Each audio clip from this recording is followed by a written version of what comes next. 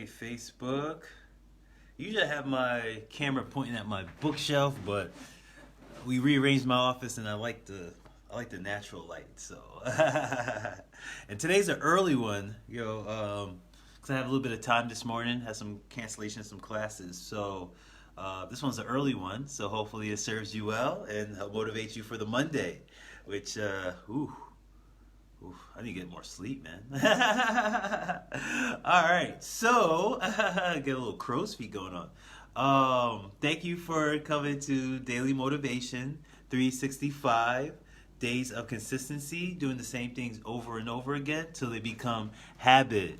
And hey, Jazz, thank you for watching. And again, if you watch this live, I appreciate it, and if you watch this later, I definitely still appreciate it. Also, if I don't shout you out, just because I can't see you, so I'm not dissing you or dismissing you, just I can't see you, but I see Jazz. So thank you for the love, Jazz.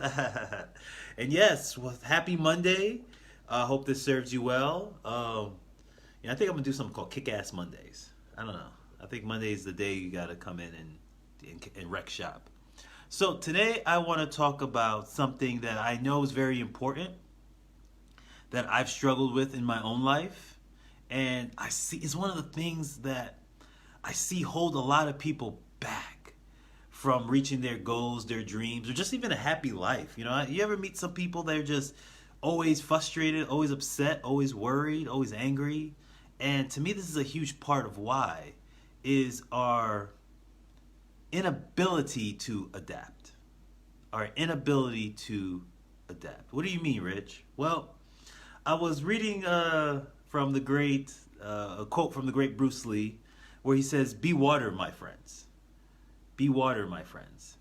See, when you turn, and he used the example, and this is a good example. When you put water into a bottle, it becomes the bottle.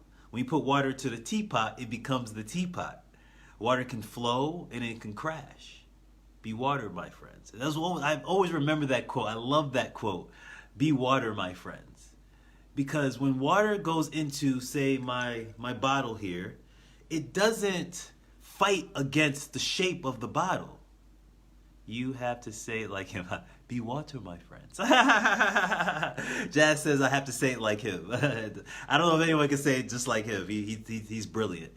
But the water doesn't fight against the bottle. So if I put the water in the bottle, the water doesn't say, "Hey, I don't like this shape. This is not the shape that I'm used to. This is not the shape that I like." It doesn't fight against anything. It just adapts. It says, "Okay, if this is the shape that we're going to go in, this is the shape that we're going to be in." And we get into predicaments that put us in a particular shape. I'm in this shape right now. And life is asking you not to fight against the shape, because our first resolve is we got to fight against it. Revolution, there's a war against something. There's a war against this. There's a war against that. And we always want to fight. But sometimes life wants us to adapt to the situation. For example, it reminds me of, I was just having a conversation with one of my students about Henry Ford. And when Henry Ford developed the Model T car, people were in uproar. They literally took him to court because they said, "Why didn't you ask the people the advice or opinion to make this Model T car?" And he said, "If I did, everyone would just ask me to build a faster horse." And what he means is he wanted to invent something that will change the course of history, while everyone was already here modified in advance, because they didn't want change, because they knew when the Model T car came, many jobs were going to be lost. Many jobs were lost of horse trainers, stagecoach drivers when he invented the car. But let's ask ourselves, how many people would like to go back to the stagecoaches instead of your car? Anybody? No? I didn't think so. Of course, the car is better. It was like the light bulb. When Thomas Edison created the light bulb, J.D. Rockefeller put out slanderous ads in the newspaper because J.D. was an oil refinery. he owned the oil refinery, and this refined oil would be the oil that they put into their lamps for their candles. And what he would say is the light bulb was more dangerous than the candles. Like the light bulbs would cause fires in your home, but of course a candle would cause a fire in your home a lot faster. But he was saying that so he could have people be in fear. Why? Because he did not want this technology to happen because it would hurt his business. Many things, Uber, when Uber came out, it hurt a lot of taxi drivers. Why? Not because of the new technology was bad. It was because people's inability to adapt to the new technology. Things are always changing. It's the evolution of man. I had a conversation with somebody the other day where I was like, the evolution of man is the plane. Before, it took forever to get to somewhere. Like the evolution of the computer is the cell phone. Look how many things, like there's more technology on your cell phone today than a mass computer in 1970. Everything's always evolving and adapting and expanding and growing. And so when we put ourselves in that, we are moving with life. If you got with my talk yesterday, I was saying how to ride with life, ride on the stream of life versus fighting against it. And being adaptable is how you roll with the stream of life. That you don't fight against the current, but you're going with the current.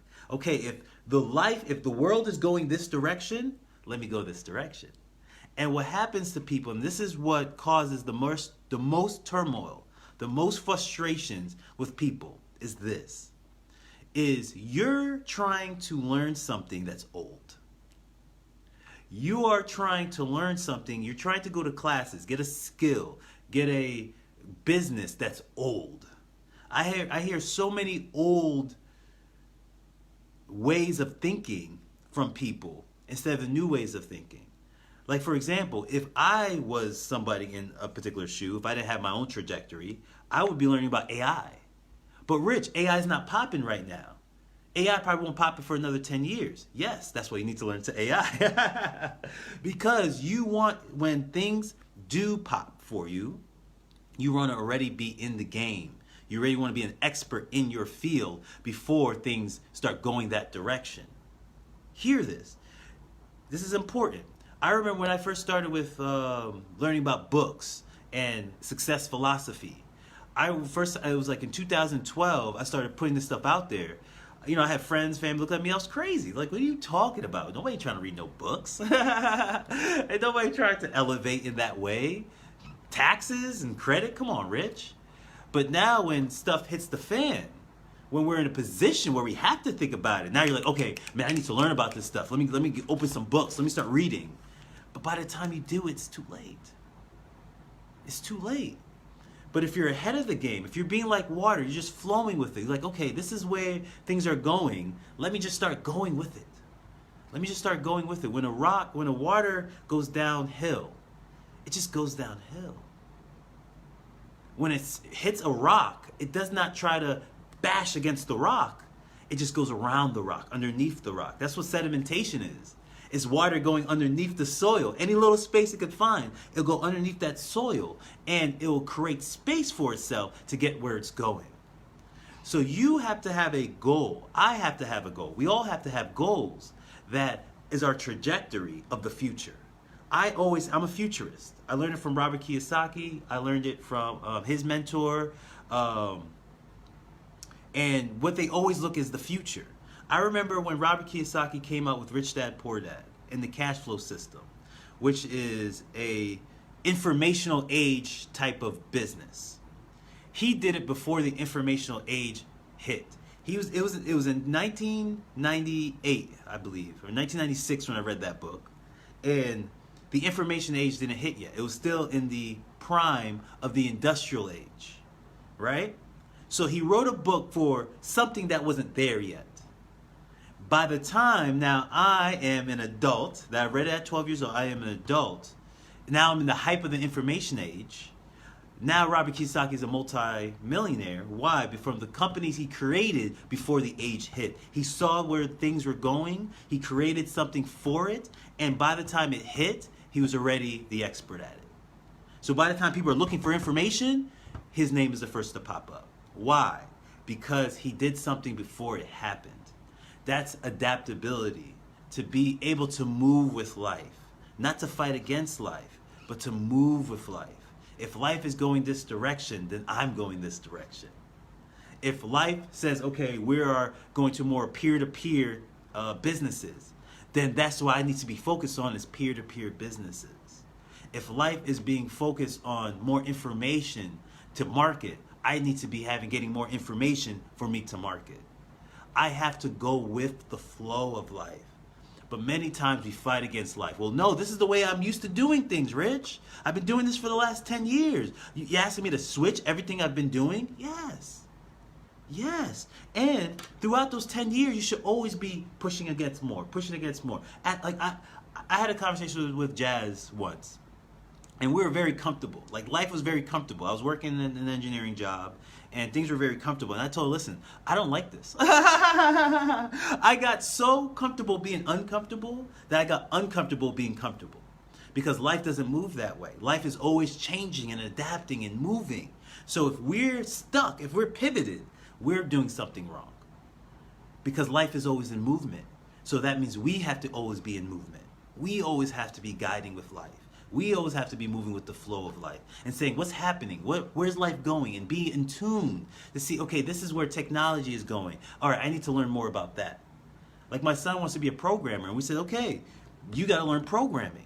Why? Because that's going to be beneficial for your future. He's like, Rich, I don't really, he says, Mom, I don't really like school like that. And that's fine. Okay, get your grades. But yes, we want you to focus on the programming. Why? Because that's where the future is going anyway. That's where the future is going anyway. School's going to be different in 10 years. How we do business is going to be different in 10 years. How we communicate is going to be different in 10 years. The voice activation systems are going to be different in 10 years. So what we should be thinking is, where are things going? And how can I adapt my life to where things are going, not where they are? It took my dad like 10 years to actually start using the cell phone. Start texting me. After a while, he just finally said, okay, let me just start this texting. He's like, oh, okay, I can text. But he had to be adaptable. Now he could text his patients. So when he's like in bed, he could text his patients now. Why? Because he adapted to the new technology versus shunning it like most people do. Again, this is Rich Fontaine. Either you could agree with me or not agree with me. Either way, I feel that this was a successful conversation. Please like, please share, please send this to your faculty, your friends, your family, your coworkers, because if you're not thinking adaptability, if you're not like water, if you're not shaping yourself to whatever place you're in, it will destroy you. It will hurt you in long term. Water is the most intelligent aspects of reality. It's just so intelligent. Naturally, it just knows I don't fight against anything. There's no point to fight against anything. I just know if I flow with life, wherever I'm in, whatever body I'm in, wherever vessel I'm in, I just flow with it. Then I am adapting myself to where things are going, and I'll be better fitted for the changes versus the changes hit and now I'm like, oh my God, I gotta figure something out. Oh my God, I gotta figure something out. You should always be, life is going to always change. I'll leave you with this from Jim Rohn. Somebody said, Jim, you've lived a few couple of decades and you've been very successful and profitable throughout all of them. What do you think the next 10 years are going to be?